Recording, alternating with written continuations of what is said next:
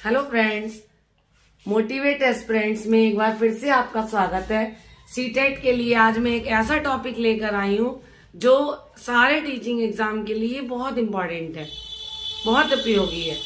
और ये टॉपिक हर एग्जाम में 4 से 5 क्वेश्चंस को कवर करता है और सारे टॉपिक इस टॉपिक से रिलेटेड है। चाहे वो टीचिंग एग्जाम हो, चाहे वो टीचिंग सब्जेक्ट हो या फिर सीडीपी का सब्जेक्ट हो, सब में ही ये टॉपिक कवर होता है।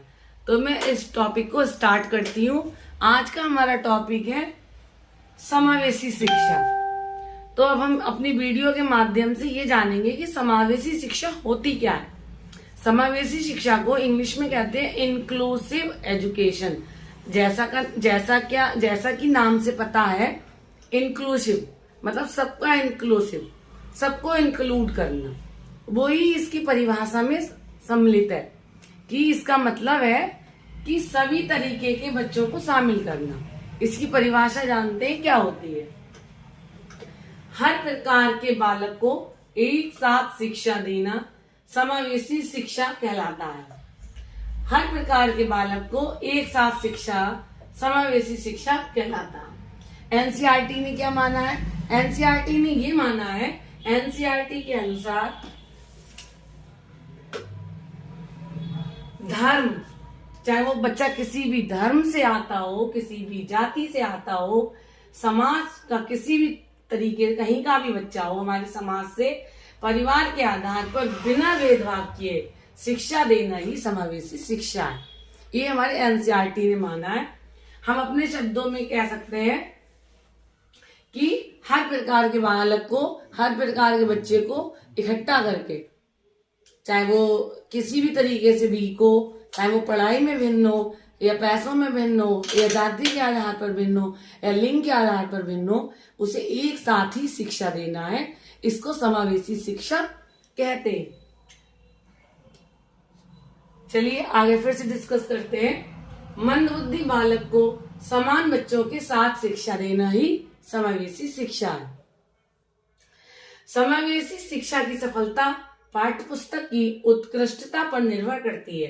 कि मतलब अगर सारे बच्चे, सारे तरीके के बच्चे हमारे क्लास में शामिल होंगे तो हमें पाठ्य पुस्तक ऐसी बनानी पड़ेगी, पाठ्य पुस्तक हमारी ऐसी होनी चाहिए जिसे सारे तरीके के बच्चों को समझ में आए।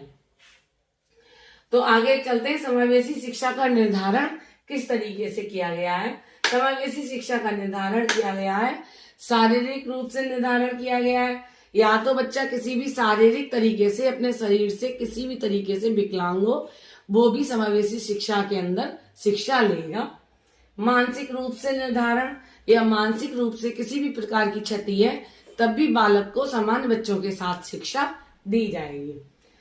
तीसरा पॉइंट, सामाजिक रूप से निर्धारण। समाज में किसी भी वर्ग से, समाज के किसी भी वर्ग से अगर वो बच्चा आता हो तो उसे भी सामान्य बालकों के साथ शिक्षा दी जाएगी।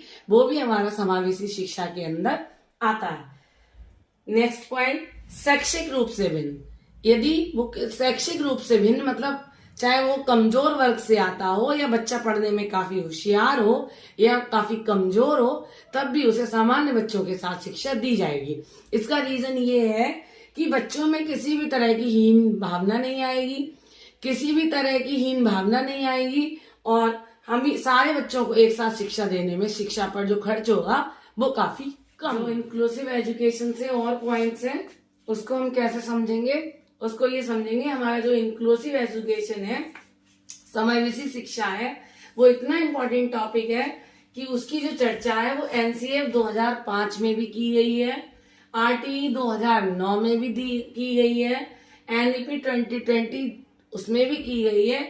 जितने भी हमारे इम्पोर्टेंट टॉपिक हैं जो मैं अपने चैनल पे पहले डिस्कस कर चुकी हूँ, उन सब में समावेशी शिक्षा पर जोर दिया गया है। और हमारी जो समावेशी शिक्षा है, इससे रिलेटेड बहुत सारे क्वेश्चंस आते हैं। उसमें हम किस तरह से क्वेश्चंस को चैलेंज करेंगे? जो हमारे जो फ्लेक्सिबल वर्ड आएगा, जो क्वेश्चन में फ्लेक्सिबल वर्ड आएगा वो हमारा सही जाएगा, मतलब हम उसे ट्रू बताएंगे। और जो रिजिड वर्ड आएगा उसको हम क्रॉस कर देंगे। जो भी है हमारा जो पाठ्यक्रम है, जो भी हमारे पढ़ाने के तरीके हैं उनमें लचीलापन होना चाहिए, ना कि कठोर होने चाहिए। तो इसीलिए फ्लेक्सिबल वर्ड होगा वो करेक्ट में आएगा, और जो रिजिड वर्ड है उसको हम काट देंगे। और एक हमारे जो क्वेश्चन के जो ऑप्शन आते हैं उसमें आएगा एक स्टैंडर्ड वर्ड, मानकीकृत, इसको भी हम गलत बता देंगे। समावेशी हमारी शिक्षा में रिजिड वर्ड और स्टैंडर्ड वर्ड को कोई भी स्थान नहीं दिया गया है। और जो हमारी समावेशी शिक्षा है उसमें जो जोड़ दिया गया है वो दिया गया है लर्निंग विदाउट बर्डन, बिना बोझ की शिक्षा। हमारी समावेशी शिक्षा और हमारी जो आज की शिक्षा है, जो भी क्वेश्चन आंसर है उसमें इन पॉइंट्स को ध्यान रखेंगे कि किस पे हमें टिक करना है और किस पे हमें क्रॉस करना है। Learning without burden, learning without burden पे जोर नहीं देना है, बिना बैग के बच्चों को पढ़ाना है, बिना बोझ के बच्चों को पढ़ाना है।